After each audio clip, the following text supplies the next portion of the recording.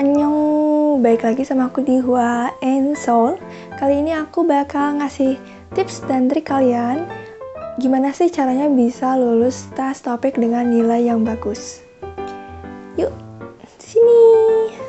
Yang pertama adalah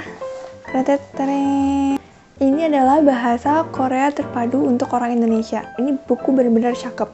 Sebenarnya buku ini aku dapetin ketika aku les bahasa Korea di salah satu lembaga.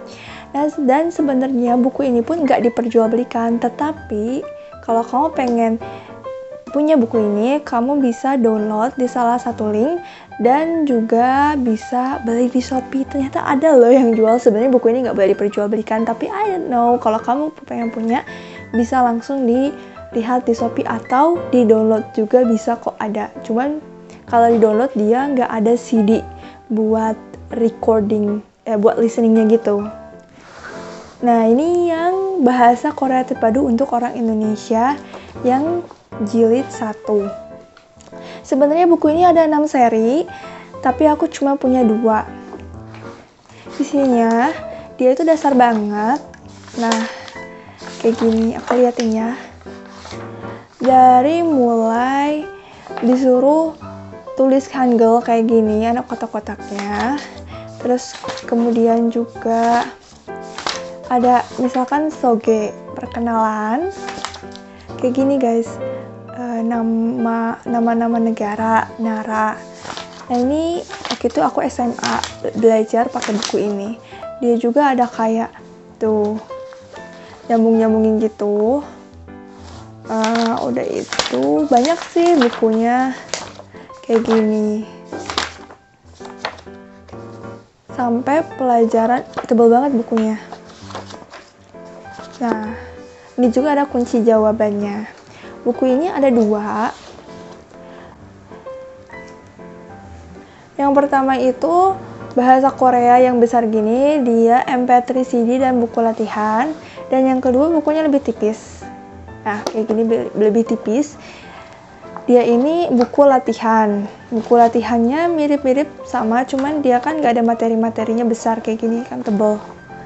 Nah, kayak gitu. Materi kayak gini. Sip. Ini buku bagus banget buat kalian yang benar-benar baru belajar bahasa Korea. Bagus banget. Aku rekomendasiin buku ini.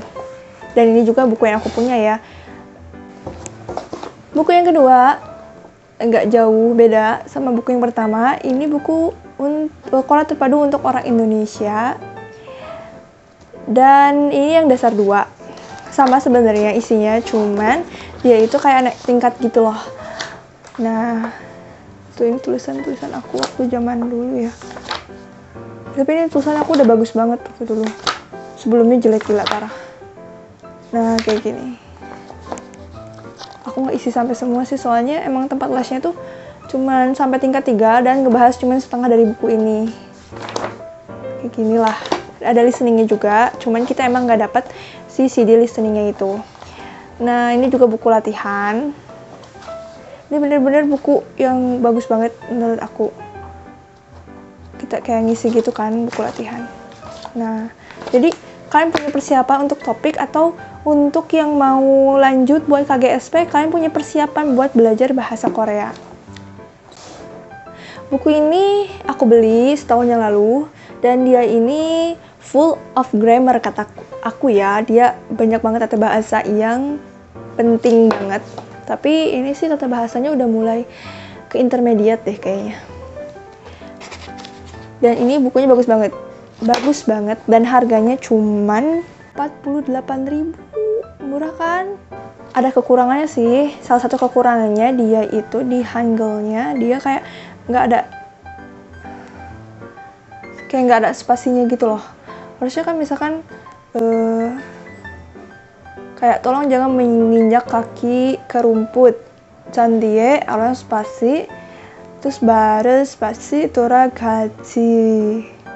Misalnya spasi masih sih, dan dia tuh nggak ada spasi, emang agak bingung sih, aku juga nggak tahu kenapa nggak ada spasinya gitu, sayang banget. Padahal buku ini 98% aku rekomendasi untuk orang-orang yang mau belajar tata bahasa Korea secara full. Selanjutnya buku dari Panduan Terlengkap Belajar Bahasa Korea untuk Pemula Apps Topic. Nah, aku tuh dulu nggak tahu ya, kira aku topik sama apps topic itu sama. Ternyata topik dan apps topic itu berbeda. Kalau topik itu kan biasanya untuk belajar, tapi kalau apps topic itu biasanya untuk orang-orang yang mau kerja, jadi pegawai gitulah. Jadi pekerja di Korea. Nah, bahasanya pun beda, dia lebih kayak ke permesinan, kayak gitu loh.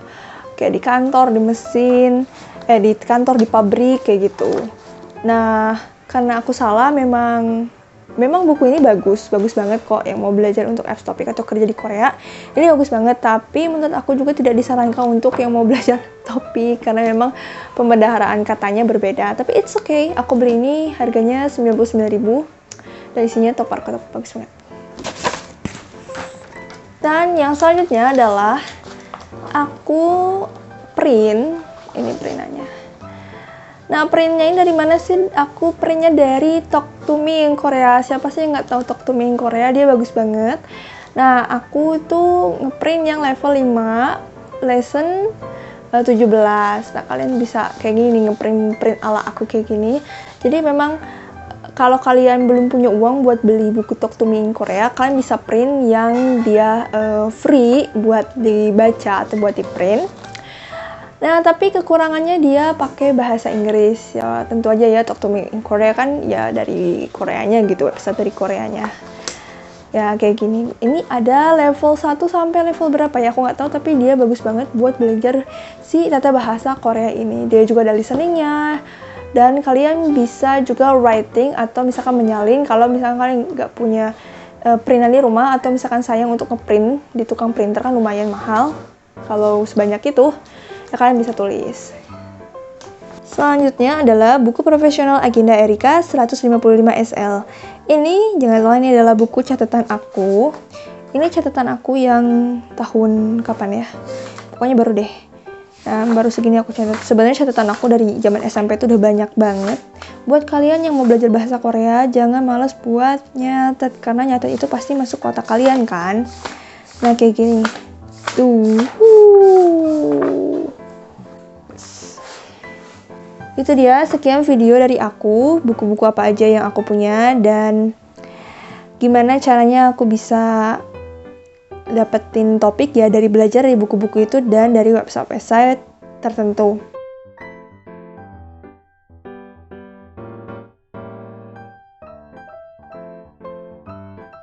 Jangan patah semangat dan pantang menyerah, oke? Terima kasih, annyeong!